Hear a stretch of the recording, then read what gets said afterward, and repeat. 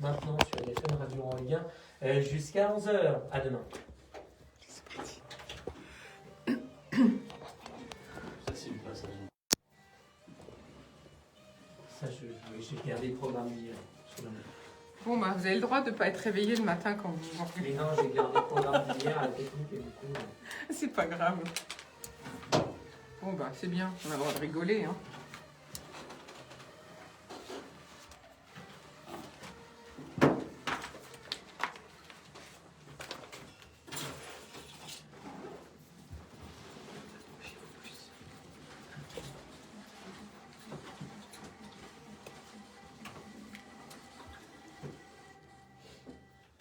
Bonjour à toutes, bonjour à tous, je suis ravie de vous retrouver pour une nouvelle édition du Bar de l'économie sur IDFM Radio Anguin, en FM bien sûr 98.0 pour l'Île-de-France et puis pour tous les autres, eh bien suivez-nous en vidéo live via Facebook et retrouvez cette émission dès cet après-midi sur YouTube ou sur notre plateforme bardeléconomie.fr. Alors aujourd'hui, concilier urbanisme et performance énergétique, c'est possible, on va le savoir comment, et puis de nouveaux moyens de se déplacer avec une marque mythique, et puis une bonne campagne de communication, qu'est-ce que c'est en ce moment? Voilà les sujets du jour avec nos invités que je remercie d'être à mes côtés aujourd'hui. Xavier Prigent, bonjour. Bonjour Florence. Vous êtes le vice-président du Conseil supérieur des géomètres experts. Vous avez publié l'ouvrage Comment concilier urbanisme et performance énergétique. Donc ensemble, on parlera de transition écologique, de sobriété foncière, de globalisation des approches et du plan de relance, bien sûr, pour la préservation de la biodiversité, avec notamment 1,25 milliard d'euros consacrés à la lutte contre la bétonisation. Et puis à nos côtés, Pierrick Bourret, bonjour. Pierrick Bourret, vous êtes le directeur marketing consultant de cette marque mythique Ducati. Votre mission, c'est le lancement et le développement de la nouvelle gamme Ducati Urban E-Mobility. Et oui, des vélos et des trottinettes électriques au design très intéressant, unique, c'est évidemment, de la marque italienne. Alors avec vous, bien sûr, on parlera également stratégie d'acquisition, transformation du business, et puis aussi on sera très intéressé de savoir comment vous avez fait pour gagner une marque aussi mythique. Vous êtes aussi un grand sportif en triathlon, donc on verra si sport et communication, eh bien, ça se marie bien. À nos côtés également, Rachel Lapère, bonjour. Bonjour Florence, bonjour à tous. Rachel Lapère, vous dirigez l'agence de communication et marketing digital InUp Market & Com. Donc ensemble, on parlera bien sûr de création de site internet, de référencement, de stratégie marketing digital et puis peut-être aussi tous les deux de services externalisés. Mais avant, comme d'habitude, les infos du jour et tout d'abord, eh bien, on part écouter notre chronique en santé avec les questions que vous vous posez sur la Covid. Un super contaminateur, qu'est-ce que c'est ? Sur la Covid, je suis en duplex avec le professeur Gilles Berderet. Gilles Berderet, un super contaminateur, qu'est-ce que c'est? Est-ce que c'est quelqu'un qui a beaucoup d'interactions sociales ou est-ce que c'est quelqu'un qui a une grosse charge virale? Alors au début, on s'était dit, bon, c'est simple, hein, vous avez une personne qui a contaminé une autre, puis qui a contaminé une autre, etc. Et puis quand c'était 3, eh ben, c'était une personne qui a contaminé 3, puis 3, 9, etc. En fait, on s'est aperçu que c'était pas comme ça, en fait, et que vous aviez un petit pourcentage, 10, 20% maximum, des personnes qui allaient contaminer 80% des autres personnes. C'est ce qu'on appelle un super contaminateur. D'ailleurs, l'idéal, ce serait de pouvoir le retrouver, je vais en dire un mot. Ce super contaminateur, il l'est probablement pour deux raisons. Une qui est un peu précieuse sur les circonstances. On les a identifiés, par exemple, un homme qui a fait une nuit en Asie, 5 boîtes de nuit différentes et qui a été contaminé 50, 100, 150 personnes. Là, il a été d'endroit en endroit et il les a tous contaminés. Et puis, peut-être, mais ça, on n'est pas sûr, que vous avez des personnes qui ont une charge virale extrêmement importante et qui, dans un lieu particulier, par exemple une boîte de nuit ou un mariage, vont aller contaminer tout le monde. Ce qui serait très important, c'est de pouvoir les localiser. Et on a d'ailleurs dit que plutôt que d'aller chercher, quand vous avez quelqu'un contaminé, de façon prospective, les personnes qui l'ont contaminé, ce qui serait beaucoup plus intéressant, c'est de venir de façon rétrospective pour trouver en amont qui a été le super contaminateur. Ce qu'on appelle le traçage rétrospectif. Et ça, c'est faisable. Et dans le déconfinement, il faudra qu'on essaie de faire ça. Vous allez retrouver qui sont ces super contaminateurs. C'est beaucoup plus intéressant d'aller les trouver. Voilà, dans tous les cas, en tout cas, ce qui ressort, c'est qu'il faut limiter les interactions sociales au maximum. Et puis télécharger l'application Tous Anti-Covid parce que ça permet justement de se repérer entre les contaminés et les non contaminés. Voilà, c'était donc nos experts et merci à eux, notamment au professeur Gilbert Deray. Alors les infos du jour, eh bien la première, évidemment, c'est un hommage à Valéry Giscard d'Estaing, l'homme qui voulait moderniser la France. L'ancien président de la République s'est éteint hier à l'âge de 94 ans. Ce fut le 3e président de la 5e République entre les années 74 et 81. C'est un ancien ministre des Finances, on l'appelait VGE. Il a succédé à Georges Pompidou à l'Élysée en 74 avant d'être battu par le socialiste François Mitterrand en 1981. Il n'a donc fait qu'un mandat.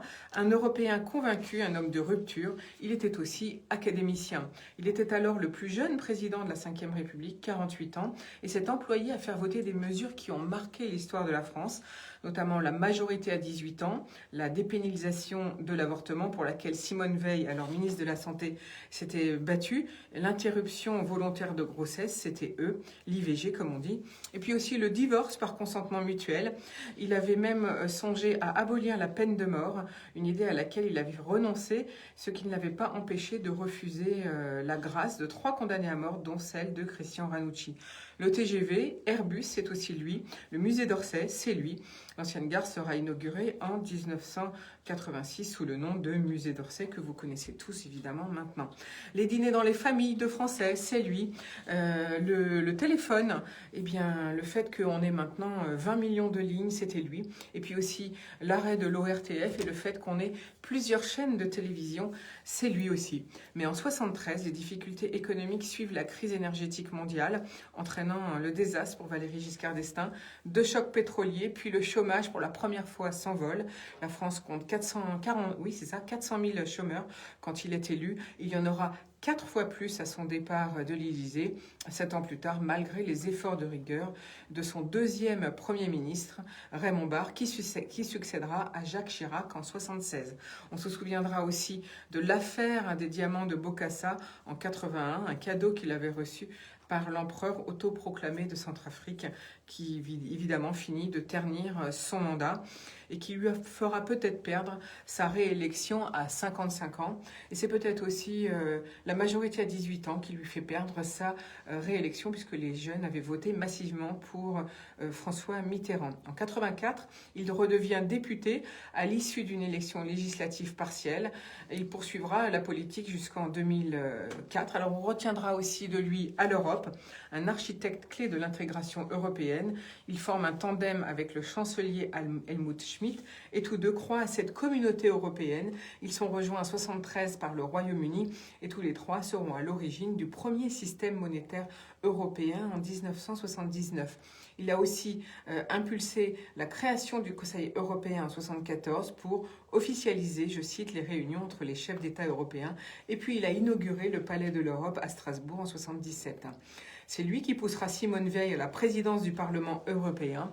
Et puis, il siégera au Parlement jusqu'en 1993. En 2002, il deviendra président de la Convention sur l'avenir de l'Europe, chargé d'élaborer un projet de constitution européenne. Mais en 2005, les Français rejettent le texte pour la construction européenne lors de ce fameux référendum. Le New York Times retient qu'il s'était fermement opposé aux tentatives de la Turquie de devenir membre de l'Union européenne au motif qu'elle était une nation musulmane et non européenne. Autre information du jour, eh bien c'est pour ceux qui sont redevables de la TVA au régime simplifié d'imposition. N'oubliez pas l'acompte attendu en décembre, qui est égal en principe à 40% du montant de TVA calculé sur la ligne 57 de votre dernière déclaration. Alors, rendez-vous pour cela, évidemment, sur impôt.gouv.fr. Connectez-vous à votre espace professionnel et puis consultez votre compte fiscal. Si jamais vous estimez que le montant de cet acompte est inférieur ou supérieur au montant de la TVA finalement due, eh bien, vous pouvez le moduler à la baisse. Donc, allez-y, c'est le moment. Vous êtes dispensé du paiement de cet acompte lorsque la TVA due de l'année ou de l'exercice précédent est inférieure à 1 000 €. À ce moment-là, on ne fait qu'une seule TVA déclaration dans l'année. Autre information du jour, c'est le chômage partiel. eh bien, il faudra avoir travaillé 220 heures pour valider un trimestre de retraite pour les assurés relevant du régime général de la sécurité sociale et pour les salariés agricoles. Le décret a été publié hier et pour les périodes comprises entre le 1er mars et le 31 décembre 2020. Une règle différente de celle en vigueur pour les périodes travaillées classiques qui se basent sur les montants cotisés, un trimestre équivalent à 150 fois le SMIC horaire. La prise en compte du chômage partiel pour les retraites des marins, navigants aériens, pilotes, hôtesses, stewards, clercs de notaire, ouvriers de l'État et régimes spéciaux, SNCF, RATP, électriciens et gaziers, a également été confirmée par décret hier. Autre information du jour, Bruno Le Maire lance un ultimatum aux assureurs. Le ministre de l'économie a demandé le gel des primes d'assurance pour le secteur de l'hôtellerie-restauration, faute de quoi le gouvernement soutiendra un amendement du Sénat demandant une contribution exceptionnelle aux assureurs. Il prélèverait 1 milliard d'euros sur les assureurs. Les compagnies d'assurance sont accusées depuis le début de la crise sanitaire de ne pas en faire assez et notamment de ne pas indemniser l'hôtellerie et surtout la restauration. Des dizaines de contentieux sont en cours sur l'indemnisation des pertes d'exploitation qui sont couvertes. Ceci dit, 90% des contrats n'ont pas cette clause, mais en tout cas, ça fait grand bruit et ils ont jusqu'à lundi, les assureurs, pour apporter une réponse à Bruno Le Maire. Autre info du jour, eh bien, le meilleur taux que vous connaissez, meilleurtaux.com, a été acquis par le fonds Silver Lake, un acteur américain historique qui a entre autres investi dans Alibaba et Twitter. Et puis enfin, dernière info du jour, de la viande artificielle autorisée à la vente à Singapour, une première mondiale. C'est Eat Just qui travaille sur ce projet de viande de laboratoire cultivée à partir de cellules animales qui a annoncé que ces morceaux de poulet avaient été autorisés par l'Agence de sécurité alimentaire de Singapour avec un prix de $50 par nugget, donc évidemment c'est cher. La société a produit 20 lots de viande de poulet artificielle dans ses bioréacteurs de 1200 litres avant de soumettre sa production à des tests de qualité et de sécurité. Une compétition mondiale est engagée entre de nombreuses sociétés et des startups pour produire des protéines animales avec un impact moindre sur l'environnement et puis aussi pour contrer l'élevage intensif, mais aussi pour assurer l'autonomie et la sécurité alimentaire de certains pays, d'autant que la consommation de viande mondiale devrait augmenter de 70% d'ici 2050. Singapour encourage la croissance de start-up développant des nouvelles technologies agricoles et alimentaires allant de la création de fruits de mer cultivés en laboratoire à des raviolis dans lesquels des fruits tropicaux remplacent le porc, car le pays n'a pas d'agriculture et importe plus de 90% de sa nourriture. À terme, Singapour espère pouvoir produire elle-même au moins 30% de ses besoins nutritionnels. Voilà, c'est la fin des infos. On va faire une jolie pause musicale et on revient dans quelques instants avec nos invités du jour. Cette histoire de viande artificielle. Oui, mais c'est toute l'histoire de l'humanité que de lutter contre les famines. Bah oui, mais bon, j'avais l'impression que, bon, c'est surtout français, mais qu'on aimait bien revenir sur les produits du terroir. On arrête bien de décrier les additifs dans l'alimentation et tout. Et puis là, oui, mais là c'est fait en Asie parce qu'ils sont dépendants. Ils sont largement loin d'être autosuffisants. Même nous, l'Europe, on n'a pas beaucoup de blé en stock. Je crois qu'on n'a que 2 ou 3 mois de stock d'autonomie. Ça pose un gros souci parce que j'avais interviewé un des grands économistes français il y a quelques mois. Et le gros souci avec cette pandémie, c'est la sécurité et l'autonomie alimentaire. C'est bien pour ça que la Chine se lance à fond dans l'acquisition des terres arables en Afrique. Ah oui. Bien sûr. Le Japon, par exemple, il y a un désintérêt des Japonais pour devenir agriculteurs. C'est très dur d'être agriculteur au Japon. Le climat s'y prête pas, il fait froid. Et donc, il n'y a pas beaucoup d'espace non plus, bien sûr. Donc tout ça, c'est pour une bonne cause, en fait. Mais c'est vrai que ça fait pas... Nous, on a la chance, pour l'instant, d'avoir un climat tempéré. On est très chanceux. Mais regardez les Allemands, il n'y a pas de légumes en Allemagne. Il y a du chou et des pommes de terre. La cartoffel. Enfin, s'ils m'entendent, je vais le faire.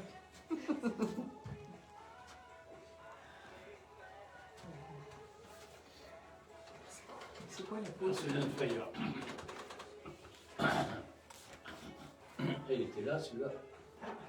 Faut le sortir. My promise.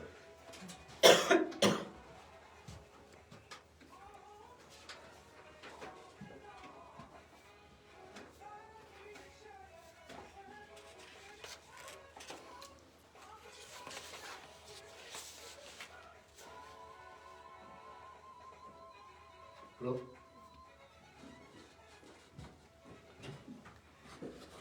Nous voici de retour au bar de l'économie. Aujourd'hui, nous allons parler de campagne et de stratégie marketing et digital, évidemment, mais aussi de moyens de se développer grâce à la marque Ducati. Et puis, concilier urbanisme et performance énergétique, c'est possible. Et pour cela, j'ai à mes côtés Rachel Lapère, qui dirige l'agence InUp Market et Com, Pierrick Bourret pour le lancement de la gamme Ducati Urban E-Mobility, et Xavier Prigent, vice-président du Conseil supérieur des géomètres experts. Alors, Xavier Prigent, vous êtes géomètre expert et vous venez de publier un livre qui s'appelle donc « Comment concilier urbanisme et performance énergétique ». Alors, avant de vous demander pourquoi ce livre, déjà, la profession, expliquez-nous, qu'est-ce que c'est la différence entre un géomètre expert et un géomètre ? Un géomètre expert, c'est une profession donc, réglementée. Il existe donc un ordre des géomètres experts. Le géomètre a des activités plutôt de nature topographique et non pas des activités de nature foncière. Donc le géomètre expert est le seul professionnel qui est habilité à dire la limite juridique de propriété. Et finalement, le géomètre expert, il est à la fois bien connu dans cette activité foncière première, mais très mal connu dans ses autres attributions. Alors, quelles sont-elles justement les autres attributions? Parce que vous avez dit, donc la propriété foncière, ça, presque tout le monde le connaît. Donc, en fait, vous êtes en rapport avec les élus ou avec donc les tribunaux pour faire respecter donc la propriété de quelqu'un. Ça, on connaît à peu près. Mais le reste? Le reste, donc, notre habilitation, je veux dire, repose donc sur le premier article de notre loi ordinaire qui se décompose en deux parties. L'alinéa 1, où on va dire la propriété, c'est pourquoi on est bien connu, et ça déborde aussi sur tout ce qui est maquette numérique, BIM, etc. Donc. Et puis l'alinéa 2 qui se Alors le BIM, on va expliquer ce que c'est. Ouais. Hein, c'est le Building Information Model, c'est-à-dire la constitution donc, en 3 dimensions de l'immeuble. Et donc ça permet effectivement à l'ensemble des prestataires de pouvoir échanger et travailler sur le même référentiel. Lorsqu'on fait de l'aménagement, par exemple, ou de la construction, c'est ça? Le BIM, aujourd'hui, il est principalement axé sur la construction, mais on voit naître, je veux dire, du BIM aménagement, et ça, c'est le chantier de demain. Je vous parlais du champ concurrentiel. Le géomètre expert, il est habilité aussi à travailler sur l'aménagement du territoire et sur la gestion et l'expertise des biens fonciers. Je vais vous donner quelques exemples. En aménagement, par exemple, le géomètre expert peut faire donc, de l'élaboration de plans locaux d'urbanisme. Il fait de la conception donc, d'opérations d'aménagement.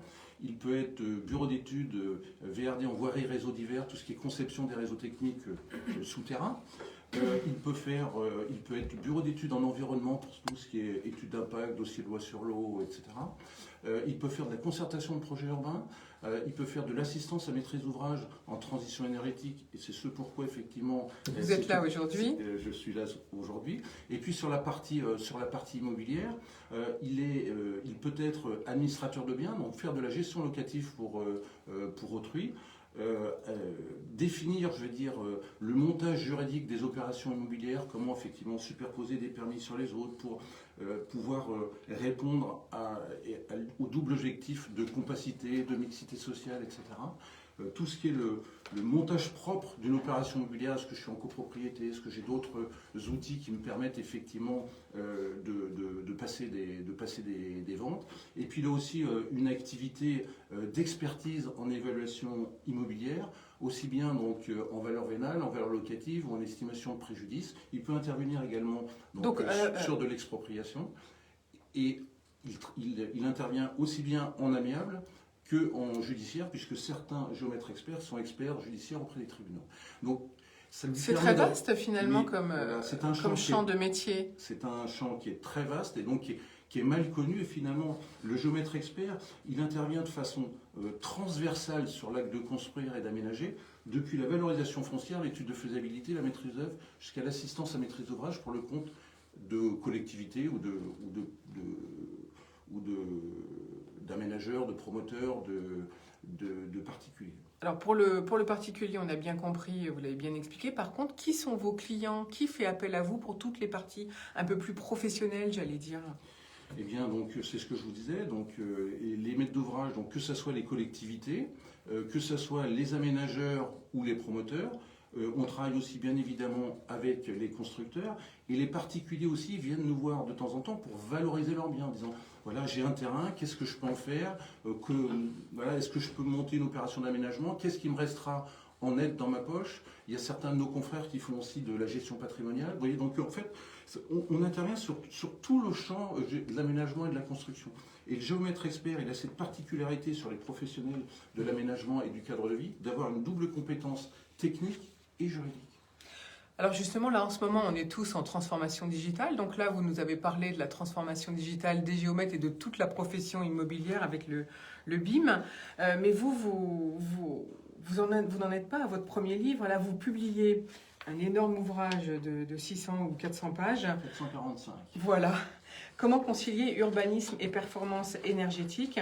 Donc pourquoi ce livre? Est-ce que c'est parce que vous avez constitué un collectif, j'imagine? Écoutez, moi on a travaillé avec une équipe effectivement pluridisciplinaire. C'est vrai que ce que j'ai pas noté par rapport aux géomètres experts, c'est de plus en plus, on va chercher effectivement des compétences d'aménagement au sens large, c'est-à-dire que dans des cabinets, on peut avoir aussi bien des titulaires du diplôme d'architecte des PLG, des paysagistes concepteurs, des environnementalistes, des juristes, des ingénieurs en performance énergétique, pour justement avoir ces équipes pluridisciplinaires et répondre aux enjeux de demain, et en particulier d'être dans la capacité de produire des opérations vertueuses. La baseline, je veux dire, de notre logo ordinal, c'est garant d'un cadre de vie durable. Voilà, donc on répond bien évidemment à cet objectif-là. On a des professionnels de marketing à côté de moi, donc ils comprendront le message que effectivement on veut faire passer. Bien sûr. Donc, moi j'ai été pendant très longtemps président de la commission d'aménagement et d'urbanisme de l'ordre des géomètres experts. Cette compétence en aménagement n'est pas visible. C'est la raison pour laquelle on a rédigé plusieurs ouvrages. Un ouvrage en 2007 sur les formes urbaines, un ouvrage en 2010 sur les écoquartiers et un ouvrage qui est sorti en 2020, donc la sortie a été un petit peu retardée à cause du confinement, sur l'énergie. Pourquoi ? Parce que il y a maintenant 4 ou 5 ans, on s'est aperçu que la porte d'entrée de l'aménagement, c'était une porte d'entrée environnementale. Dans son triptyque, évaluation environnementale, paysage et énergie. Donc l'objectif de cet ouvrage, c'est de pouvoir anticiper l'énergie. Donc ce livre, dans les opérations d'aménagement, ce livre s'appelle « Comment concilier urbanisme et performance énergétique ». Je vais vous donner un deuxième sous-titre, « Comment intégrer l'énergie en amont des opérations d'aménagement ». Ou comment sortir, je veux dire, la réglementation thermique de la logique bâtimentaire dans laquelle elle est, parce qu'effectivement, quand on parle réglementation thermique, c'est de la réglementation bâtimentaire. Et moi, je suis intimement persuadé que la somme de bâtiments vertueux n'a jamais fait de quartier vertueux. Et donc, il faut, en amont, concevoir des opérations d'aménagement dans une logique un petit peu bioclimatique pour pouvoir, je veux dire, être le plus, économe en énergie. Parce que la meilleure énergie, c'est quand même celle qu'on ne consomme pas. Bien évidemment. Et alors donc, ce que vous dites avec ce livre, finalement, c'est que on travaille tous, entre guillemets, les professionnels de l'immobilier, les uns à côté des autres et pas ensemble, hein, finalement. Et donc, qui faut-il convaincre? Ce sont les élus, qui pourtant ont l'air convaincus, mais dans la réalité, est-ce que ça se passe ou pas? À qui s'adresse ce livre? Alors, cet ouvrage, comme les autres, s'adresse aux maîtres d'ouvrage, c'est-à-dire ceux qui portent les projets, qu'ils soient publics ou privés. C'est vrai que l'énergie est une matière, on va dire, complexe.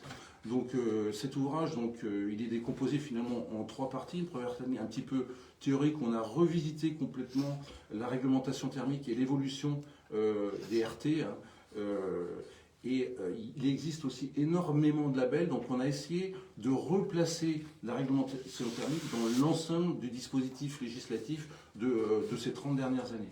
À partir de ça, on a fixé des indicateurs directs, indirects, hein, et après on a été analyser 9 opérations qui avaient intégré plus ou moins, l'énergie dans leur conception. Opérations qui varient de 1 hectare à 200 hectares, donc vous voyez que le spectre est relativement large, pour pouvoir en 3e partie avoir une approche systémique et une approche méthodologique. Donc l'idée c'est de permettre à des gens qui ne connaîtraient pas l'énergie de s'imprégner de cette culture de l'énergie pour demain diffuser ce savoir et cette approche qui me paraît absolument indispensable pour concevoir des quartiers vertueux demain. Donc dans ce livre, vous donnez 10 exemples, c'est ça? C'est ça ce que vous venez de dire finalement?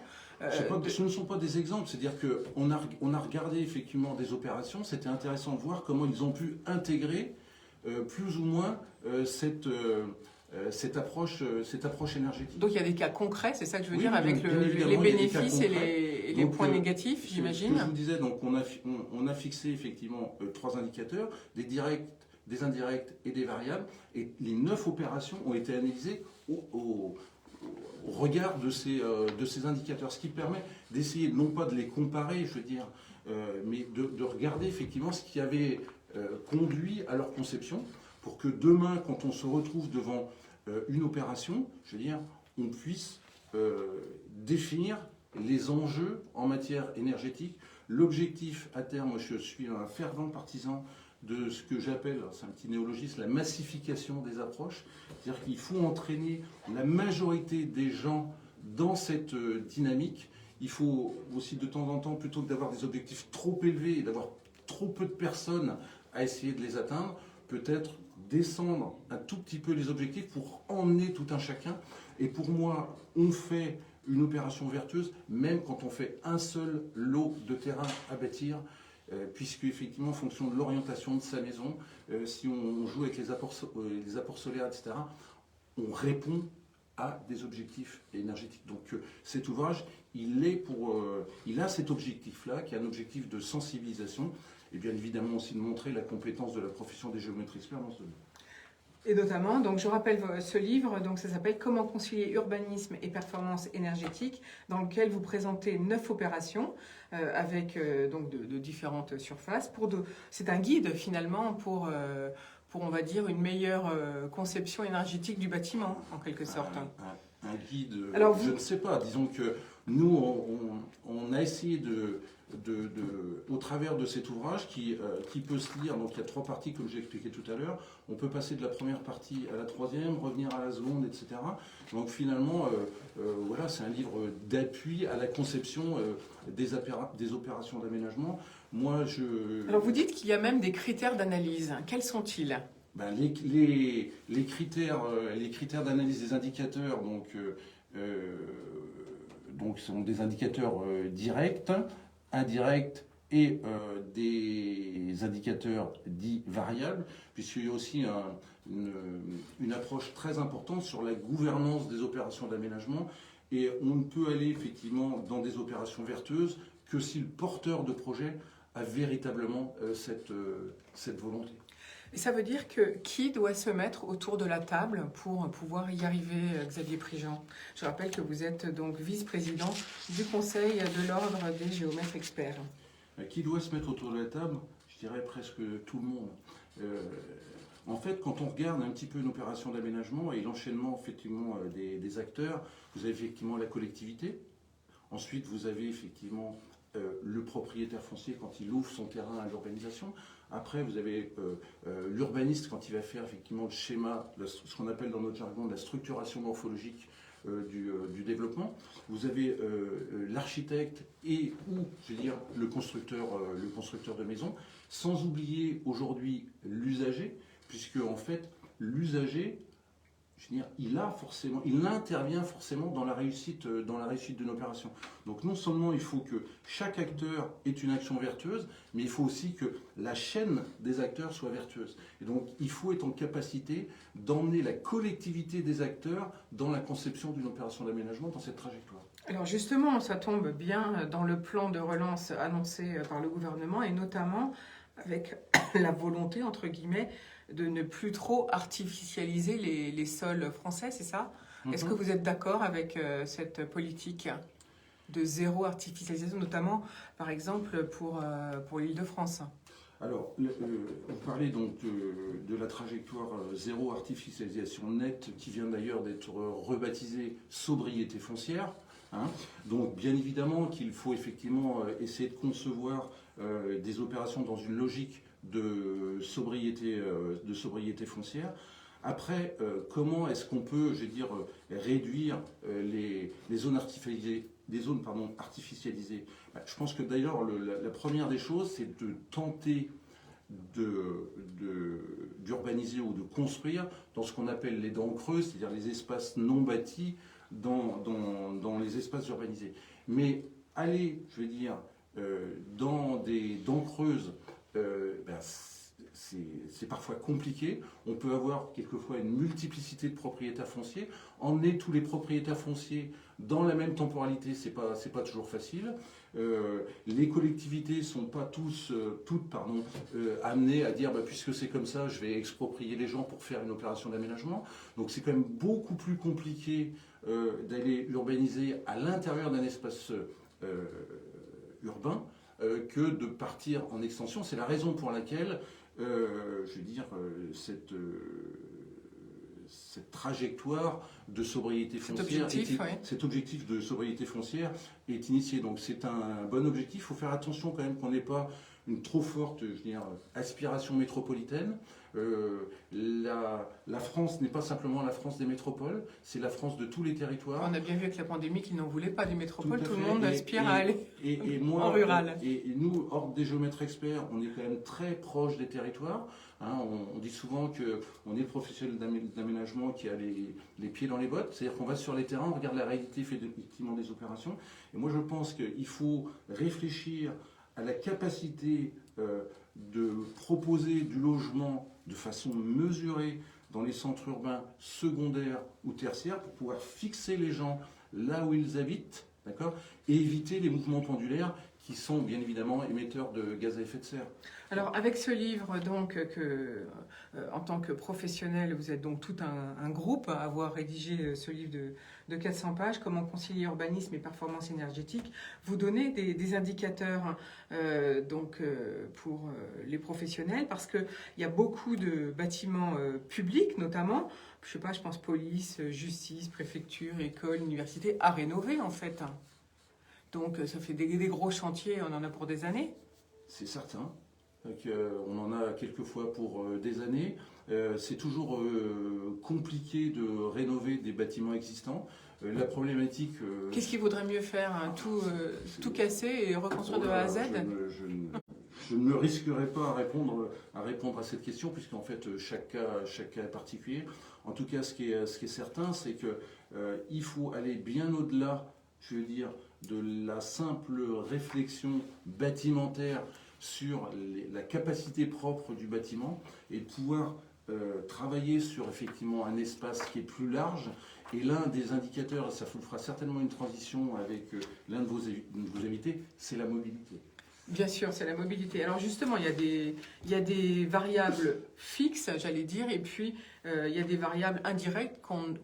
Il y a toujours des choses sur lesquelles on ne s'attend pas quand on fait de l'aménagement ou de la construction.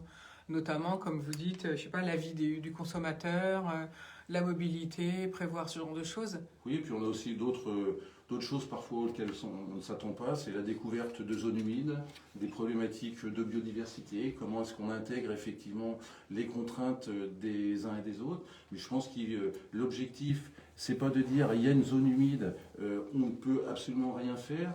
Nous, ce qu'on a fait, donc, on a produit un manifeste donc, sur zéro artificialisation nette. Et en particulier, on parle de la séquence ERC qui est éviter, réduire, compenser. Donc le premier, c'est éviter. Donc nous, on souhaiterait que cette séquence soit rebaptisée AERC, A pour amélioration, parce que de temps en temps, dire une opération d'aménagement, elle permet d'améliorer en particulier la gestion hydraulique. Donc essayons de regarder globalement comment on peut améliorer les situations existantes. Et le fait de faire une opération d'aménagement, c'est pas toujours, je vais dire, quelque chose pour lequel on doit mettre un frein. Donc il est important de regarder globalement la plus-value qui peut être apportée sur le terrain sur lequel effectivement on doit opérer. Et puis n'oublions pas non plus une chose, c'est que depuis longtemps, on nous assigne des objectifs de construction de logements à hauteur de 500 000 par an, n'est-ce pas, et qu'il n'est pas toujours possible d'y répondre. Donc il faut trouver ce juste équilibre entre la préservation, je veux dire, des espaces naturels, des espaces agricoles, et la nécessité aussi de loger du monde. Alors dans ce livre, vous donnez beaucoup d'indicateurs. C'est un livre très pratique finalement. Tout à fait. Je vois mixité sociale et fonctionnelle par exemple. Ça c'est les indicateurs indirects. Ou alors accessibilité et mobilité, gestion de l'eau, gestion des déchets, végétalisation. Tout ça c'est ce que vous appelez les acteurs indirects. Les indicateurs indirects. Les indicateurs indirects, oui. Et puis les indicateurs directs, eh bien c'est par exemple les ambitions énergétiques d'un bâtiment, les équipements collectifs, l'approche bas carbone, l'information et la sensibilisation. Alors ça, c'est important. C'est très important. Parce qu'on voit bien les projets, enfin nous en tout cas, on voit en Val d'Oise avec ce qui s'est passé avec Europa City, peut-être le manque d'information a fait capoter un projet. Ouais. Alors moi, j'ai plusieurs objectifs depuis fort longtemps. Le premier objectif, c'est un objectif de contextualisation. J'estime qu'une règle nationale a du mal à s'appliquer dans tous les territoires de façon homogène, eu égard à la variété de la typologie du des paysage français. Du paysage français, on ne va pas raisonner de la même façon sur un territoire breton, en Beauce ou dans les Alpes. Donc il faut réfléchir un petit peu à cette déclinaison opérationnelle de règles normatives. Et puis d'avoir cette nécessité donc d'une approche transversale, c'est-à-dire emmener la collectivité, effectivement, des acteurs dans la réflexion globale. Donc finalement, c'est un ouvrage pour tous les directeurs généraux des villes. À la base, il faudrait peut-être... on va proposer comment peut-on obtenir ce livre de 400 pages qui donne quand même 9 opérations, qui détaille 9 opérations qui ont été réalisées. Eh bien, ce livre, vous pouvez le trouver donc aux éditions Publitopex à Paris, 40 avenue Hoche. Voilà, donc, et puis si on a des questions, Xavier Prigent, on peut vous joindre au Conseil supérieur des géomètres experts peut-être. Tout à fait. Alors on va rappeler l'adresse internet. L'adresse... enfin le site, le nom du site tout simplement. Géomètre expert. Géomètre expert tout simplement, ou alors vous-même vous contactez, vous êtes géomètre expert à Rennes, c'est ça? Géomètre expert à Rennes, et le plus simple c'est de contacter effectivement l'institution qui me relaiera effectivement donc, les demandes d'information. Je me ferai bien évidemment un plaisir d'y répondre pour vous montrer, je veux dire, la capacité de la profession à embrasser ces thématiques. Voilà, parce que c'est vrai que c'est assez complexe dès qu'on veut faire une opération d'aménagement en France. Merci beaucoup Xavier Prigent pour cet éclairage et surtout cette volonté de faire travailler en commun énormément de professionnels. On en a besoin. Une pause ou une musique? Musique.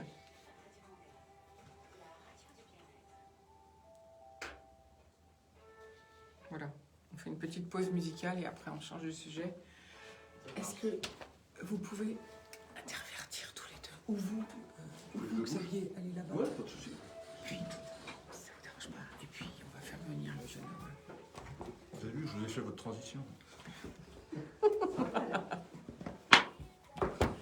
Justement, vous allez nous dire tout à l'heure si vous êtes pour se balader à vélo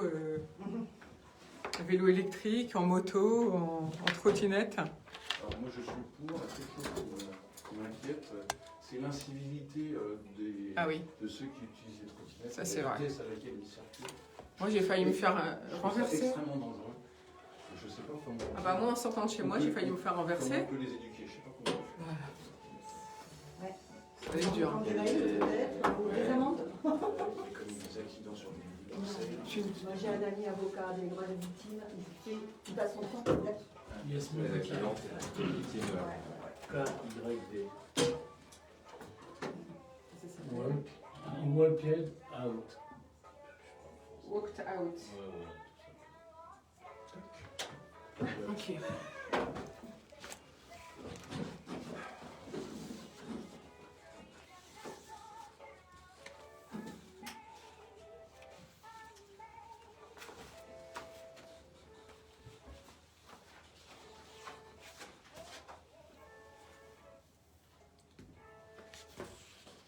c'est un vrai sujet, mais c'était déjà un sujet sur la sécurité, c'était déjà un sujet avant, en fait, avant le confinement.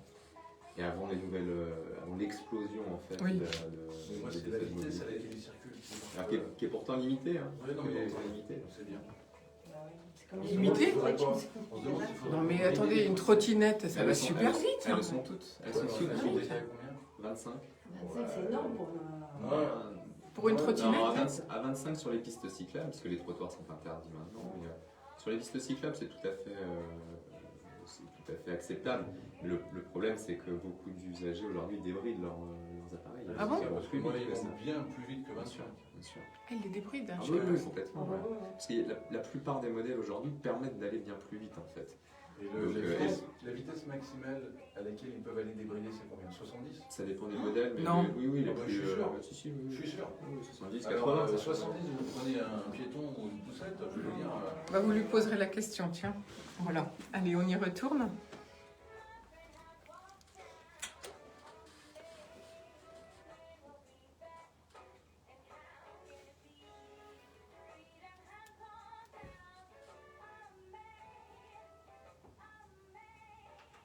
C'était donc Yasmine Caïd au bar de l'économie avec son nouveau titre Walked Out.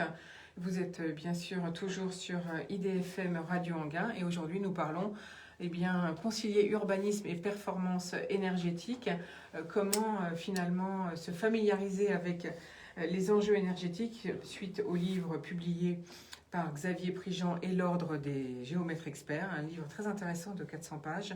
Nous parlons marketing et communication avec Rachel Lapère et Pierrick Bourret. Et puis nous parlons évidemment avec Pierrick Bourret tout de suite de la marque mythique Ducati, un nouveau moyen de se déplacer puisqu'il lance Ducati Urban e-mobilité, des vélos et des trottinettes électriques. Alors c'est formidable, j'imagine, Pierrick Bourret, de travailler avec une marque mythique. Oui, c'est vraiment quelque chose de très, très plaisant parce que c'est une marque, c'est un fleuron de l'industrie italienne qui a une très belle image, qui est bien évidemment connue pour ses motos et ses performances aussi en Grand Prix. Et aujourd'hui, oui, Ducati qui se lance dans la mobilité urbaine, donc c'est un événement et c'est un vrai plaisir de travailler pour cette marque. Alors en fait, c'est la marque finalement, ça n'est pas la marque en direct qui s'installe en France, c'est la société italienne MT Distribution qui fabrique des nouveaux vélos et des nouvelles trottinettes, c'est ça, Pierrick Tout à Bourret? fait. Alors la volonté, bien évidemment, elle émane de Ducati qui avait une volonté à la fois de se diversifier et surtout d'étendre sa politique de protection de l'environnement. La protection de l'environnement dans les leviers de croissance de Ducati, c'est quelque chose de fondamental. Depuis déjà une bonne dizaine d'années, en fait, Ducati a instauré des processus permettant de mieux maîtriser cette protection de l'environnement, que ce soit dans son processus industriel ou dans la gestion de ces événements. Il manquait aujourd'hui cet aspect produit, et c'est le cas avec la mobilité urbaine. Donc pour développer ce projet, Ducati s'est associé à un acteur historique du marché, qui s'appelle MT Distribution, qui a cette expertise, hein, c'est une entreprise qui a plus de 40 ans, un spécialiste de la mobilité et qui aujourd'hui distribue la marque Ducati sous licence. Alors, il y a donc 3 marques qui distribuent une gamme, j'allais dire, de vélos pliables, il faut le dire, et une gamme de trottinettes. Alors, présentez-nous les produits. Alors les produits, effectivement, donc deux gammes, les trottinettes électriques et les vélos à assistance électrique, qui sont aujourd'hui, qui suivent bien les codes esthétiques et de design de la marque Ducati. Alors pour ceux qui connaissent bien la moto, aujourd'hui on a Ducati et Scrambler Ducati, qui est une marque, une gamme dans la gamme, avec ce design qui est plus axé sur le confort, sur le tout-chemin, sur l'aventure. C'est une marque très inspirante. Et puis Ducati, avec sa couleur rouge bien sûr, plus axée sur la performance. Et aujourd'hui, toute la gamme de trottinettes et de vélos suit ces codes-là, avec bien évidemment la recherche de la qualité, de la performance et aussi du confort. Alors, c'est des vélos, on va commencer par les vélos si vous voulez bien. Donc, c'est des vélos qui ont une certaine puissance. Quelle autonomie ont-ils? Quelles caractéristiques techniques? J'ai vu que c'était des batteries,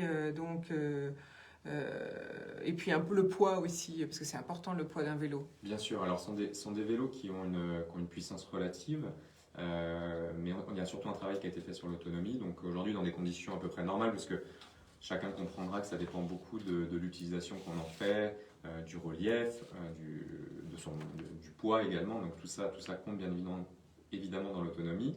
On peut parcourir aujourd'hui sans recharger la batterie à peu près 70-80 km avec chacun des vélos. Donc bien évidemment, ce sont des vélos à assistance électrique, donc ça nécessite de pédaler bien sûr pour ressentir. Oui, ça ne fait pas tout seul. Ça ne fait pas tout seul, et il faut mettre un petit peu d'effort, mais vous avez un certain niveau d'assistance selon le relief, selon l'effort, selon aussi ce que vous souhaitez, tout simplement l'effort que vous souhaitez mettre. Donc ça, c'est plutôt une bonne chose. Est-ce que quand on pédale, les vitesses s'enclenchent toutes seules ou est-ce que ça reste encore manuel? Alors non, vous avez des vitesses au guidon qui vont permettre d'accompagner la force que vous souhaitez mettre dans le pédalage. Donc au départ, on choisit la force. Exactement. Et on va choisir également le niveau d'assistance. Par expérience, en général, les deux vont de pair. C'est-à-dire que avec un faible niveau de résistance au niveau des vitesses, on va mettre un faible niveau d'assistance électrique et vice-versa, pour éviter simplement de pédaler un petit peu dans le vide. Donc ça, c'est un petit coup à prendre. Et c'est là aussi, du coup, on pourra peut-être en parler sur le fait on dit on n'oublie jamais à faire du vélo, mais faire du vélo, ça s'apprend ou ça se réapprend. Donc, et le vélo électrique, c'est pareil. C'est-à-dire que vous voulez dire que pour faire du vélo avec un vélo électrique, c'est un peu particulier? C'est juste un petit coup à prendre. Alors c'est assez rapide. Je pense que ça serait bien plus important sur les trottinettes. Les trottinettes, parce que l'équilibre est absolument pas le même. La plupart des nouveaux utilisateurs le voient un peu comme pas comme un jouet, mais comme quelque chose d'extrêmement simple. Les trottinettes, avant, c'était pour les enfants. Aujourd'hui, on met des moteurs extrêmement puissants dessus. On a des petites roues, on a un petit guidon, donc la stabilité n'est pas la même. Et c'est aujourd'hui quelque chose aussi qui est important dans la démarche de distribution, de sensibiliser à ça. Moi, je travaille aujourd'hui avec des partenaires qui proposent même des formations sur ce type de produit, une prise en main plus ou moins longue selon les nécessités. Et je me rapproche également d'associations aujourd'hui qui vont former les personnes sur la mobilité, enfin sur le fait de faire du vélo et de faire du vélo en ville aussi, qui a des particularités. On n'est pas comme sur une petite route de campagne, comme on est sur les pistes cyclables de nos grandes villes aujourd'hui. Alors, ce qui est très joli sur ces vélos, on parlera des trottinettes après, sur les vélos électriques, c'est que le design, ce sont des petites roues avec une selle assez haute, j'ai remarqué. Mais ce qui est très bien, c'est que la batterie est complète. Enfin, il me semble avoir vu que la batterie était intégrée dans le cadre. Est-ce que c'est bien ça, Pierrick Bourret? Oui, c'est bien ça. Il y a un véritable effort qui a été fait sur le design. On n'en attendait pas moins de Ducati, bien sûr. Donc, ce sont des vélos urbains pliables. Ça, c'est important de le préciser. Mais bien évidemment, avec toute la particularité de Ducati. Donc, des vélos pliants, donc forcément qui vont avoir un encombrement moindre, qui vont aussi permettre de l'intermodalité, c'est-à-dire d'utiliser différents modes de transport sur un même trajet. Et Ducati a bien compris également que cette mobilité urbaine ne voulait pas dire emprunter des routes et des pistes lisses comme des billards. Et pour ceux qui pratiquent aujourd'hui, on se rend compte que les nids de poules, les routes mal entretenues sont des choses courantes. Parfois, on doit passer sur un bout de chemin pour rejoindre une route un petit peu plus Un caillou, tout stable, simplement. les cailloux, tout simplement.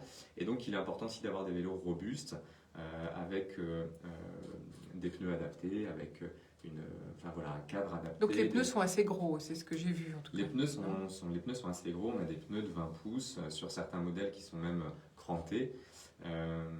Donc ça permet d'aller sur des chemins quand c'est cranté? Ça permet d'aller sur les chemins. On a des amortisseurs qui sont faits pour ça. Ça permet d'avoir beaucoup plus de confort, de ressentir moins les imperfections justement de la route. Je vous pose cette question parce que vous avez été champion de triathlon, donc je suppose que vous avez testé ces vélos. Alors champion, c'est un bien grand mot, mais je pratique un peu effectivement. Je fais beaucoup de vélo. Alors je suis plutôt un adepte du vélo musculaire, c'est-à-dire quand on n'a pas l'assistance électrique. Mais c'est vraiment intéressant de voir. Alors bien sûr, je les ai testés et c'est très très appréciable. J'ai d'ailleurs un petit peu changé mes habitudes, ne serait-ce que quand je transporte mon fils derrière moi, c'est plutôt appréciable d'avoir cette assistance, je ne vous le cache pas. Effectivement, et pour revenir sur le design, parce que vous en parliez, donc Oui, la batterie est intégrée dans le cadre. La Ça, batterie c'est est très intégrée. intelligent, je trouve. Alors, il y a cet aspect vraiment esthétique et fluide, et cette batterie qu'on voit souvent pour ceux que maintenant, parce que le vélo électrique est devenu un petit peu, fait partie du paysage et de plus en plus, on voit souvent la batterie sur les porte-bagages ou sur le cadre. Donc là, elle a été intégrée effectivement dans le cadre. Et le design, il faut savoir que ça a été fait en coopération avec le Ducati Design Center, qui est aujourd'hui une référence dans le design industriel. Et notamment, un des vélos a été designé en collaboration avec une société de design qui s'appelle Ital Design. Ça parlera peut-être à certains. Elle est très connue en fait, cette société. Effectivement, elle a été développée par Giugiaro, un Italien très célèbre d'un certain âge aujourd'hui. Et peut-être que ça parlera à certains. La DeLorean, qui est une voiture absolument qui a été rendue célèbre par le cinéma. Et Giugiaro a été à l'origine du design de cette voiture. Et donc, c'est sa société qui a collaboré au design d'un des modèles de vélo. Et qui n'est pas sans rappeler non plus le réservoir des motos. Donc on est vraiment on ne s'éloigne pas de la cible en fait. Voilà, c'est ça. C'est-à-dire que le cadre a un peu un design incurvé comme une moto. Exactement, en fait. exactement. J'ai remarqué ça. Alors, hormis le design, c'est quand même les caractéristiques techniques pour un vélo avec assistance électrique, c'est important. Donc, vous avez dit qu'on pouvait faire 70 km à peu près. Il se recharge en combien de temps? Il se recharge en 5-6 heures. 5-6 heures. Donc un vélo, après tout dépend de l'utilisation, mais en 5-6 heures vous allez retrouver une pleine autonomie sur le vélo. Et on peut aller jusqu'à quelle vitesse? Alors c'est une bonne question, tout simplement parce que la législation aujourd'hui européenne fait que tous les vélos, et notamment les trottinettes, on va en parler, sont bridés à 25 km/h. Donc quelle que soit finalement donc vélo comme trottinette, c'est la même capacité de puissance en chevaux. Exactement. Aujourd'hui, vous devenez propriétaire d'un vélo électrique ou d'une trottinette électrique, vous ne pourrez pas dépasser les 25 km/h. D'accord. Alors le poids pour un vélo, c'est quand même assez lourd, un vélo électrique. Quel est le poids pour ces nouveaux vélos Ducati Urban Mobility? Alors effectivement, tous les vélos électriques, de toute façon sur le marché, sont relativement lourds de par leur robustesse, de par la batterie aussi qui a un certain poids. Donc on est sur des modèles qui font entre 20 et 25 kg. Et c'est aussi, voilà, c'est un gage de robustesse. On a aujourd'hui une motorisation, une batterie, donc forcément. Donc en fait, pour le vélo, on le plie et après, on n'est pas obligé de le porter, ou est-ce qu'il peut rouler une fois qu'il est plié? Bien sûr, il a été designé pour ça. Donc une fois plié, vous avez en fait comme une petite poignée, vous allez pouvoir le tirer. Il va rouler sur ses deux roues tout simplement. Donc c'est très très facile et très compact une fois qu'il est plié. Par contre, j'ai pas bien entendu, donc on peut le recharger en combien de temps? En 5-6 heures. En 5-6 heures. Quel est le prix? Qu'est-ce qu'il faut compter comme budget pour un vélo de ce type? La gamme va de combien à combien? Alors la gamme va de 1900 € à 2100 € aujourd'hui. Donc il y a deux gammes de vélos gammes au niveau du design. Au niveau du design, exactement. Donc Ducati et Ducati Scrambler. Avec, alors ça dépendra vraiment des goûts de chacun. Oui, voilà. Un modèle qui est un petit peu plus léger et plus connoté urbain. Et puis la gamme Scrambler, là on va pouvoir aller sortir même un peu des routes pour aller s'amuser sur les chemins. Là, c'est genre VTT presque, j'allais dire. C'est à la croisée, ouais, vraiment. Ça devient beaucoup plus, disons, un peu plus masculin et plus dur, peut-être, je dirais. Un petit peu plus. Alors, masculin, je ne sais pas. C'est vrai qu'il a des dimensions aujourd'hui qui incitent peut-être, qui incitent un petit peu plus ce côté-là, mais En tout cas, pour les trottinettes, c'est clair, hein, je trouve. ouais. Alors, les trottinettes, c'est très dangereux quand même, une trottinette lancée à 25 km/h, alors qu'un vélo, le pauvre, j'allais dire, ne peut aller qu'à 25 km/h. Alors, le vélo électrique, effectivement, est bridé. La trottinette, alors 25, ça a été un long débat au niveau à la fois des lobbies, des associations, avant que la réglementation soit actée. Ça a été initié d'ailleurs avec l'arrivée massive des trottinettes en free floating, donc en libre service, toutes les trottinettes en libre service, qui ont suscité beaucoup de débats et d'interrogations, puisqu'on les a vus vraiment débarquer sur les trottoirs et sur les pistes cyclables, alors que la réglementation ne suivait pas. 25 km/h, c'est dangereux, c'est toujours une question de qu'est-ce qu'on fait de cette vitesse et comment on se comporte. À 25 km/h, si vous respectez la circulation sur les pistes cyclables, que vous respectez bien évidemment les feux rouges, les stops, ce qui est un des problèmes aujourd'hui de sécurité, les passages piétons, aujourd'hui vous pouvez rouler en sécurité à cette vitesse. Le problème, c'est quand vous ne respectez pas les règles. Bon, autant on sait que sur un vélo on a des freins, autant sur les trottinettes il y a des freins, comment on fait? Alors on a des freins très puissants, parfois plus performants d'ailleurs que sur nos vélos, sur nos vieux vélos ou parfois même certains vélos électriques. Aujourd'hui, le freinage à disque est en train de se démocratiser. C'est une des normes sur les trottinettes électriques. Quand je dis c'est une des normes, c'est pas du tout une obligation. Mais on a souvent un système soit de double frein, de frein à disque, extrêmement efficace, même sur route humide, et aussi un système de frein électronique. Donc là, très précis, qui rappelle un peu l'ABS sur les voitures. Donc là, à ce niveau-là, aucun problème, à condition bien évidemment d'y aller progressivement. Et là, le frein en trottinette se fait à la main ou au pied? Se fait à la main. Il se fait à la main. Ouais, toutes les commandes sont à la main sur les trottinettes, la majorité des trottinettes, avec parfois même une manette de frein qui va diriger le frein, qui va contrôler le frein avant et arrière. Quelle est l'autonomie des trottinettes Ducati e-mobilité? Alors là, la gamme, c'est très large. On a un modèle qu'on qualifierait d'ailleurs, qui va très bien pour nos jeunes enfants, on va dire, et avec lequel on va pouvoir faire 10-15 km, donc des petites autonomies, des batteries qui sont un petit peu, qui ont une autonomie un petit peu moindre, mais c'est souvent des modèles aussi pour le dernier kilomètre, on va dire, et ça dépend tout à fait de l'utilisation. Oui, par exemple, aller à l'école, des trajets très courts. Aller à l'école, ou pour un adulte, la sortie de métro, et on va aller au bureau parce qu'on a 800 mètres, 1 kilomètre, un peu plus à faire. Ça permet d'être un petit peu plus rapide. Et puis ensuite, on a des modèles avec beaucoup plus d'autonomie qui vont permettre de faire, selon l'utilisation, entre 30 et 40 km avant de recharger le modèle. Donc ce qui est pas mal quand même. Et elles se rechargent en combien de temps, les trottinettes Ducati? C'est pareil, ça varie de 4 heures pour les modèles qui ont la plus petite capacité. Alors Pierrick Bourret, vous êtes directeur marketing consultant. Votre mission, c'est le lancement de cette nouvelle gamme de vélos Ducati et de trottinettes Ducati Urban e-Mobility. Comment vous allez faire pour le développer? Est-ce que vous allez choisir des réseaux de vente? Est-ce que c'est des réseaux de motos classiques qui vont les vendre? Est-ce que vous allez vous diriger vers les magasins de vélos? C'est quoi votre choix? Le choix, et c'est aussi pour ça que je travaille effectivement, c'était justement de s'adresser aux réseaux spécialisés, aux experts, donc aux experts de la mobilité, aux experts du vélo, aux experts de la trottinette et de la mobilité urbaine. Donc c'était ça le choix aujourd'hui. Une marque Ducati, elle a besoin de partenaires, elle a besoin de gens qui ont du service et qui vont accompagner leurs consommateurs tout au long de la vente. Donc ça c'était important aujourd'hui. Le métier après de la moto est un autre métier. Bien évidemment, ça reste la marque Ducati, donc le lien est évident, mais le réseau de distribution est lui différent. Et donc, votre choix, ce sera plutôt vers des gens qui vendent du vélo, parce que finalement, ça amène le monde du cyclisme au moteur, quelque part, hein, vu qu'il y a des batteries électriques.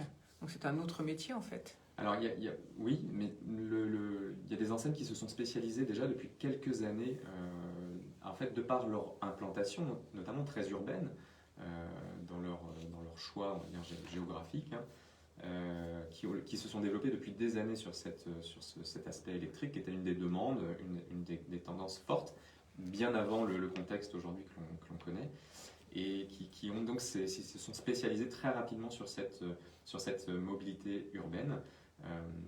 Donc parfois des personnes qui avaient besoin, qui souhaitaient sortir des transports, qui avaient besoin du coup de rejoindre leur travail, mais qui ne pouvaient pas non plus se permettre toujours d'arriver ou de se changer, qu'il n'y avait pas forcément de douche au bureau, etc. Donc toutes ces contraintes et ces nouvelles tendances ont fait que des spécialistes du vélo se sont tournés très rapidement vers le vélo électrique.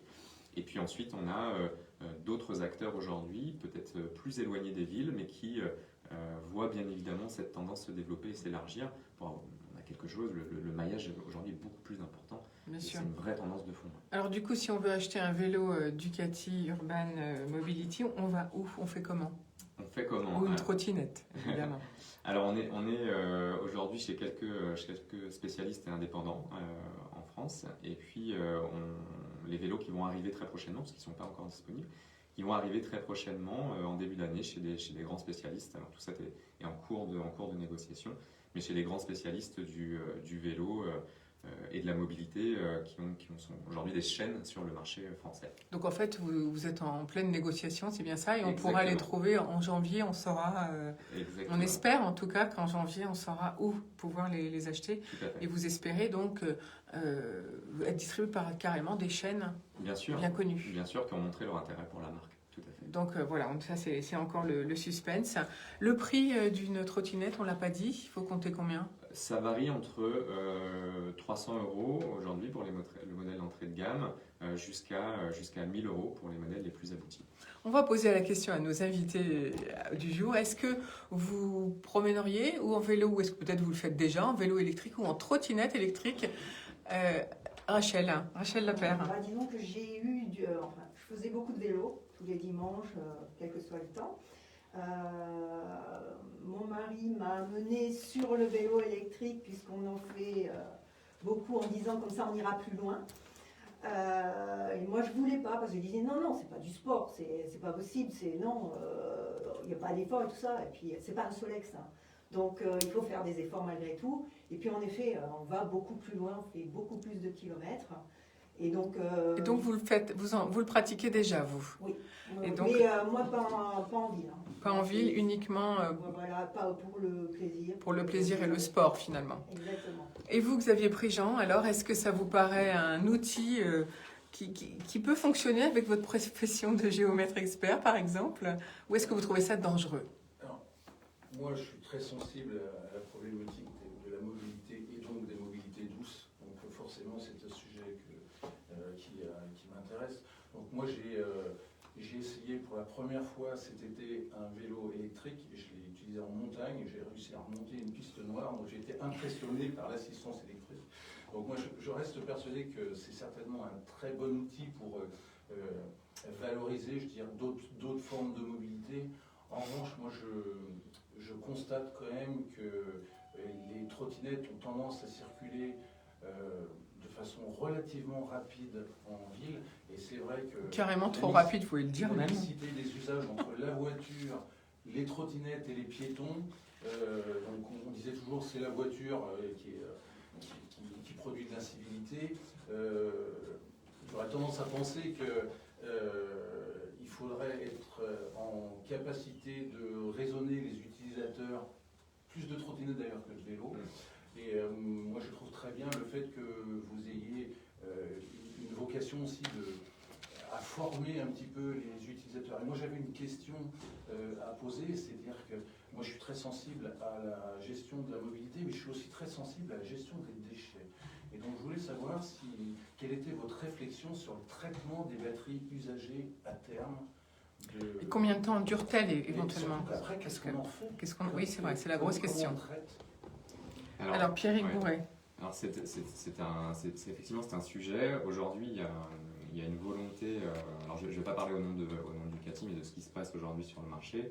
Il y a une volonté réglementaire en fait de traiter ces déchets et de les recycler notamment. Alors il y a beaucoup de composants sur une batterie qui sont recyclables à condition d'avoir les structures pour le faire. Aujourd'hui, dans les faits, la plupart des revendeurs ont l'obligation normalement de reprendre ces batteries en fin de vie. Mais ça a un coût aussi pour eux, c'est un coût de traitement. On manque d'organisation aujourd'hui, si j'ai bien vu sur ce qui se passait sur le marché, de traitement de ces batteries. Donc c'est un vrai sujet. Il y a toute une filière qui doit se mettre en place pour ça, pour le faire correctement. Et c'est quelque chose aussi en tant que marque que l'on se doit de regarder.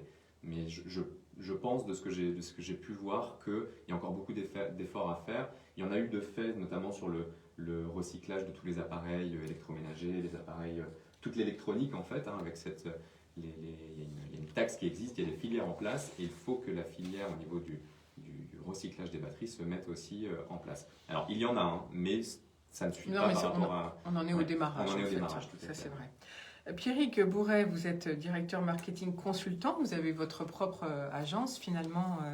Alors, quel est votre objectif en tant que start-upper en fait? Quel est mon objectif? Mon objectif, il est d'accompagner les entreprises dans leur réflexion et dans leur stratégie marketing sur différentes problématiques que peuvent être la notoriété, l'image, le repositionnement, l'acquisition également. Donc voilà un petit peu quel est mon rôle aujourd'hui. Alors pour l'instant, là, vous démarrez votre activité. Ça fait combien de temps que vous travaillez? Comment avez-vous réussi à signer avec cette marque mythique? Tout simplement par le réseau et par mon expérience aujourd'hui. Ouais. Le sport également vous aide, le fait d'être un sportif? Oui, ça m'aide beaucoup au niveau des contacts. Alors déjà, quand on évolue dans ce milieu-là, c'est un milieu de passionnés, donc le contact et la relation sont d'autant facilités.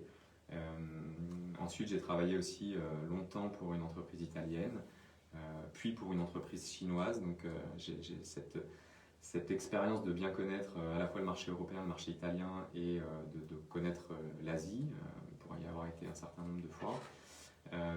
Et donc tout ça, mis bout à bout, me donne la légitimité aussi aujourd'hui pour travailler avec Ducati. Alors si on est intéressé par ces vélos et ces trottinettes Ducati e-Mobility, comment fait-on? Pierrick Bourret, il faut aller sur le site internet, tout simplement? Oui, aujourd'hui, alors ça aussi, c'est des choses sur lesquelles on a travaillé sur la partie, sur le développement du site dédié, qui est la marque Ducati Urban E-Mobility, qui vient d'être lancée en français, donc vous aurez toutes les informations à ce moment-là, et l'actualisation aussi des différents points de vente qui vont venir. Qui vont arriver, on l'a bien entendu, au mois de janvier. Début d'année, tout à fait. Merci pour ces jolis produits, je vous assure, allez voir sur le site, c'est vraiment très intéressant et surtout le fait d'avoir une ligne pure, complètement épurée puisque la batterie est intégrée dans le cadre. Alors Rachel Lapère, vous aussi vous dirigez, vous faites de la communication et du marketing, vous dirigez l'agence Inop Market et Com. Donc quelle stratégie finalement en ce moment conseillez-vous aux entreprises dans cette période de pandémie? Est-ce que vos clients ont encore le moral? Oui, difficilement en fait, mais bon, il y a eu pendant le premier confinement une sorte de marasme, de paralysie qui a fait qu'ils se sont retrouvés un peu le dos au mur, des fermetures imposées.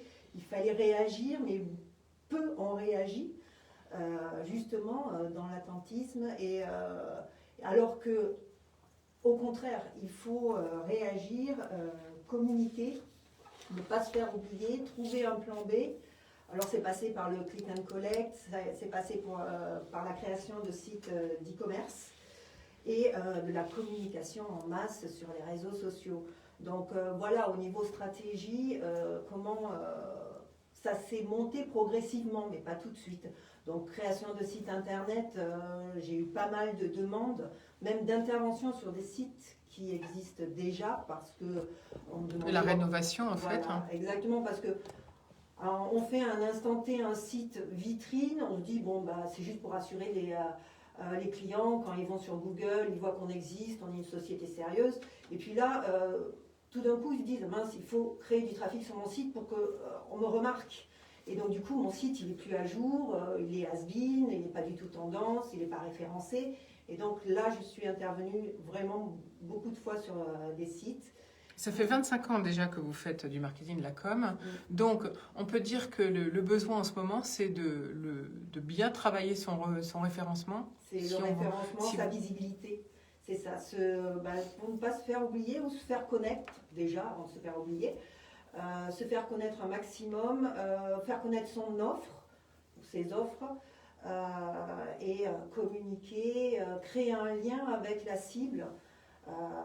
C'est montrer, prouver l'expertise en même temps, parce que bon, c'est pas parce qu'on va communiquer que les personnes vont venir sur un site que ça va rassurer pour autant. Il faut montrer l'expertise, il faut la prouver. Donc du coup, c'est tout un travail stratégique à monter et pour créer en même temps un tunnel de vente qui aboutit par une certaine qualification des clients. Alors, dans le domaine justement du marketing et de la com, on parle du parcours client, de l'expérience client. Qu'est-ce qu'on peut faire là? Qu'est-ce que vous conseillez à vos clients justement pour travailler sur ces deux sujets?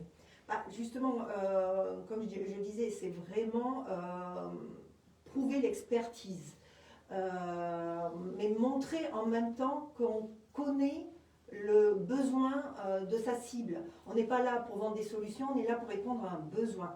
C'est-à-dire que le client, parfois, lui, il recherche une solution, il veut une réponse à son problème. Et, après, comment on fait? Il s'en fiche, il ne veut plus avoir son problème. Donc, ce n'est pas des services, des produits techniques, ce n'est pas la technicité des produits qu'il faut vendre, mais le bénéfice du produit pour le client. Et ça, c'est très important. En même temps, le client, il sait qu'il est compris, qu'on comprend son problème et qu'il a un expert pour répondre et lui enlever une épine du pied. Alors, on voit de plus en plus, on voit de temps en temps plutôt des contenus vidéo.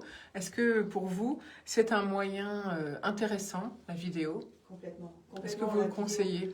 Disons complètement la vidéo, podcast aussi. Le son, donc. Voilà, parce que les blogs avec des articles, c'est bien pour le référencement, pour montrer l'expertise. Mais la vidéo, c'est plus facilement regardable. On peut mettre en situation, faire des tutos, donner des conseils. Et ça, les gens aiment bien les vidéos. Même ce qu'ils aiment bien, c'est connaître les coulisses d'une entreprise. Qu'est-ce qui se passe? Ils aiment le people, même si ce sont des inconnus, parce que ça pourrait être eux. Donc ça crée une relation avec la marque un peu intimiste, mais c'est ce qu'il faut pour pouvoir penser, se rappeler à celle-là. Ils ont des valeurs, on a vu comment ça se passait derrière. Ils ont des valeurs que j'aime bien, ils ont l'air sympas et tout. Bon, je vais y aller. Et pas montrer une froideur ou par justement une communication à la troisième personne. Ça, c'est important, donc de personnaliser, c'est ça que vous voulez dire. Complètement. Alors, aujourd'hui, c'est ça. Dans votre métier, on parle aussi de recherche vocale. Qu'est-ce que c'est? C'est tous les systèmes assistés, les Siri, Google Home, Alexa. Et il faut y penser. Il faut y penser. Qu'est-ce qu'on doit faire pour y penser sur un site internet alors? C'est par des mots-clés, comme on parle. C'est aussi basique que ça. C'est par exemple où trouver la trottinette Ducati.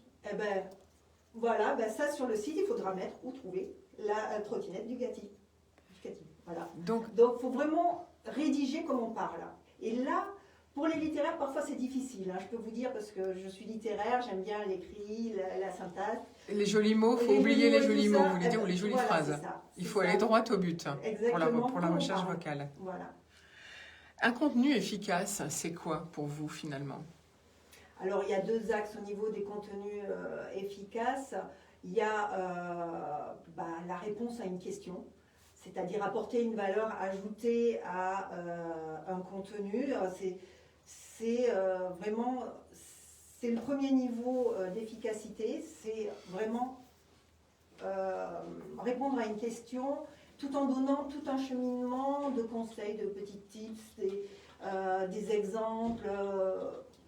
C'est un premier niveau. Le deuxième niveau, c'est le référencement, parce qu'il faut le trouver, il faut tomber sur l'article, sur la vidéo, sur le podcast. C'est vraiment un niveau de le référencement qui n'est pas toujours évident.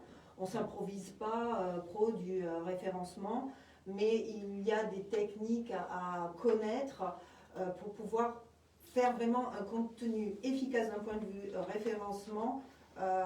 C'est pas seulement l'abus de mots-clés dans un article. Non. Ça, le Google, il verra pas, il verra qu'il y a plein de mots-clés, mais est-ce qu'ils sont cohérents entre eux? Est-ce qu'ils sont placés là où il faut? Voilà, on ne s'improvise pas. En fait, on est tous, en ce moment, la France est en transformation digitale, comme on dit tous en ce moment.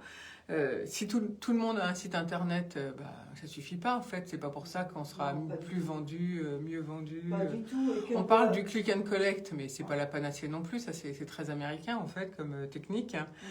Les Français, ils ont envie de se rencontrer, ils n'ont pas forcément envie de se faire livrer. Est-ce que le emailing, il a encore des beaux jours devant lui? Il en a, et même j'ai eu beaucoup de demandes à ce niveau-là. J'ai été surprise, honnêtement, et c'est une très bonne démarche dans la mesure où, avec le RGPD, il faut toujours faire attention, avoir l'accord du destinataire pour pouvoir lui écrire, mais beaucoup d'emailing sur la base client des entreprises. C'est-à-dire que l'air de dire on vend toujours ça, vous avez été content de nous, recommandez-nous, montez des programmes de fidélité dans le cadre d'une campagne bien précise. Il y a eu beaucoup de communication en emailing et newsletter. Et donc finalement vos clients vous demandent toujours le newsmailing ou le mailing par SMS, et j'imagine ça marche bien en ce moment. Ça marche vraiment très bien, mais sans être intrusif. Ça, je fais attention avec mes clients qui veulent parfois un peu trop. Et non, parce que les SMS, c'est pas toujours bien perçu par tout le monde. Et il faut rester dans la limite du respect des autres. Donc les demandes des clients en ce moment, donc c'est site internet, on en a un petit peu parlé, le emailing, qu'est-ce qu'on vous demande encore comme moyen? Quels sont les moyens de communication à la mode, j'allais dire? À la mode, les réseaux sociaux. Les réseaux sociaux existaient sur les réseaux sociaux, et là aujourd'hui ils sont. C'est vrai que c'est un gros travail, ça prend beaucoup de temps de faire tout ça en fait. Énormément. Et puis même si on a beau dire il faut être sur les réseaux sociaux parce que la cible, mes clients sont sur les réseaux sociaux, c'est bien, mais c'est chronophage. Ça prend énormément de temps. Il faut y être régulièrement. Il faut publier régulièrement, et en fonction des secteurs, il y en a c'est tous les jours, et en fonction du réseau social. Parce qu'un post sur Twitter, ça ne va pas durer longtemps, donc c'est pour ça qu'il faut communiquer souvent. Sur LinkedIn, il faut tempérer, ce sont des professionnels, mais il faut être visible sur les réseaux sociaux régulièrement. Et il y a beaucoup d'entrepreneurs qui savent qu'il faut y être, mais ils se disent ça prend trop de temps, j'y vais pas. Et malheureusement, ils sont absents de là où se trouvent les clients potentiels. Surtout les jeunes et les nouveaux clients potentiels en fait. Oui. Alors justement, Rachel Lapère, ça fait 25 ans que vous avez votre agence qui s'appelle Up Market & Com. In-Up Market & Com. In-Up Market & Com. En ce moment, finalement, comment vendez-vous vos prestations? Est-ce que c'est sous quelle forme peut-on faire appel à vous? On peut passer par mon site internet, mais on fait appel à moi. Là, en ce moment, ça vient un peu tout seul. On vous connaît, c'est le bouche à oreille, vous voulez dire? C'est beaucoup de bouche à oreille. Mes meilleurs ambassadeurs, ce sont mes clients. C'est eux qui me recommandent le plus. Après, c'est le réseau et mes clients que j'aime beaucoup et avec qui j'ai une bonne relation me recommandent énormément, reviennent me recommander d'autres prestations, beaucoup de visibilité, de communication. Après un site internet, si vous voulez, c'est un peu un entonnoir. Quand on me demande un site internet, que j'arrive, que je vois que le logo, la marque, elle est vieillissante, le logo, c'est pas du tout ça. On refait le logo, après on fait le site, enfin avec la charte, enfin tout ça. Et après un site, il doit vivre. Il ne doit pas rester figé parce que sinon il n'aura pas de trafic, il ne sera pas vu par Google. Donc après, il faut faire vivre le site avec des articles de blog, des actualités, des événements, des concours, plein de choses. et relayé sur les réseaux sociaux pour créer du trafic sur le site internet. Donc du coup, c'est une relation de long terme. On n'est pas juste là pour créer un site internet, on est là pour faire vivre l'activité de l'entreprise Bonamalan. Et donc, du coup, ça vous permet de signer des contrats de longue durée ou bien ce sont des missions ponctuelles? C'est sous quelle forme en ce moment les demandes des clients? Au contraire, c'est de longue durée. Des contrats de longue durée. De longue durée parce que faut communiquer régulièrement. C'est ça. Tout. Et je pense que c'est rentré maintenant dans les esprits. Avant, c'était un peu plus ponctuel. Je fais mon site pour assurer, et puis c'est tout. Et après, depuis toutes ces histoires sanitaires, on se dit non, il faut que je sois tout le temps là, finalement, il ne faut pas qu'on me dise. Et voilà. Donc, du coup, est-ce que c'est plus difficile de se faire référencer puisque les plateformes qui nous permettent des référencements sont des plateformes américaines, est-ce que c'est plus difficile qu'au début de l'Internet, puisque maintenant il y a de plus en plus de sites? Est-ce que ça prend plus de temps d'être visible? Oui, on n'est pas visible du jour au lendemain. C'est un travail de longue haleine, régulier, mais c'est surtout, c'est long. Il faut compter, ça dépend, les secteurs, mais c'est minimum entre 3 et 6 mois. Entre 3 et 6 mois, c'est le minimum, donc il ne faut pas être pressé quand on lance un site ou quand on rénove son site, qu'on n'a pas communiqué depuis longtemps en fait. Mais c'est surtout, il ne faut surtout pas rester sans rien faire derrière, parce que souvent j'entends, j'ai mon site, ah ouais, mais il n'y a pas de trafic dessus. Oui, mais est-ce que vous lui faites vivre votre site? Est-ce que vous créez du trafic dessus? Est-ce que vous avez dans votre signature votre site internet? Plein de petites choses. Et on me dit, non, oui, mais il faut le faire. Et donc un site, il ne faut pas se plaindre si après le site il n'est pas animé. Alors pareil, même question que pour Pierrick Bourret, Rachel Lapère, pour vous développer, de quoi avez-vous besoin? Quels sont vos besoins? Est-ce que le Covid, est-ce que la pandémie a bloqué votre activité? Au premier confinement, oui. Mais il y a eu une prise de conscience qui a fait que là, depuis septembre, ça repart un petit peu. Oui, ça repart bien.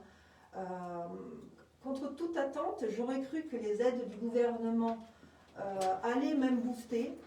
Non, ils veulent des solutions concrètes.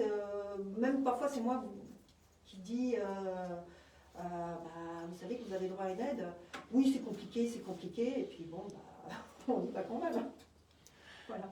Donc, merci en tout cas pour cette expertise. Pierrick Bourret, alors vous, pour vous développer, quels sont vos besoins? Quels sont les besoins? Alors aujourd'hui, en tout cas en termes pour parler un peu d'acquisition, de communication, de stratégie de communication, moi j'ai beaucoup utilisé dès le départ tout ce qui est relations publiques et relations presse, qui a le mérite à la fois de parler aux clients, aux consommateurs et à la fois aussi aux entreprises de distribution, aux professionnels. Donc ça, c'est un des gros avantages. C'est quelque chose, je pense aussi, que beaucoup de professionnels devraient maîtriser aujourd'hui, de ne pas toujours penser à la communication un peu mass média, qui est tellement diffuse et c'est extrêmement compliqué d'émerger à ce niveau-là. Il y a aujourd'hui aussi le besoin de construire une communauté autour de cette gamme. Donc, ça Donc, passe je par rappelle que vous avez appris le lancement des vélos et des trottinettes Ducati. Voilà, et puis là, ça rejoint beaucoup ce que vous disiez en termes de communication. C'est pas simplement c'est un travail de longue haleine en fait. Aujourd'hui, l'expérience avec la marque, entre la marque et le client, elle est extrêmement importante. Elle ne se fait pas au moment de l'achat, elle se fait sur tout le cycle de vie et sur bien plus que ça. Donc il faut avoir ce raisonnement et cette approche long terme à travers du contenu de qualité, à travers de la proximité, à travers de la réactivité. Donc ça, c'est très important. Merci beaucoup Pierrick Bourret. Alors, on va poser la même question à Xavier Prigent. Donc, faire connaître ce livre, comment concilier urbanisme et performance énergétique. Un livre de vous, Xavier Prigent, et d'un collectif des géomètres experts. C'est aussi du travail. La rédaction de cet ouvrage nous a pris 3 années. Donc c'est pas rien. Et c'est pas rien. Et les 2 précédents ouvrages faisaient plutôt un format de 200 pages, donc j'étais parti au départ sur un même format. Et plus j'avançais, plus je me reposais des questions. Et donc plus il a fallu tenter d'y répondre. Et c'est la raison pour laquelle on est passé sur un format quasiment au double. Mais je tiens quand même à rassurer vos auditeurs, il y a quand même beaucoup d'images. Donc c'est un ouvrage, on a travaillé très fortement aussi la forme pour qu'il soit agréable à lire.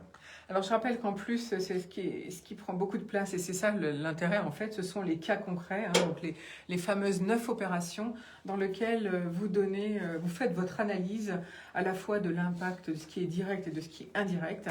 Et donc on peut se le procurer donc tout simplement auprès de l'ordre des experts et puis auprès de cette maison d'édition spécialisée.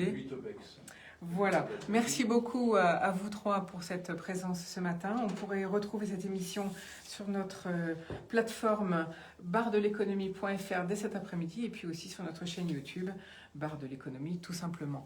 Très bonne journée à tous, prenez soin de vous, merci beaucoup, Merci. ciao ciao.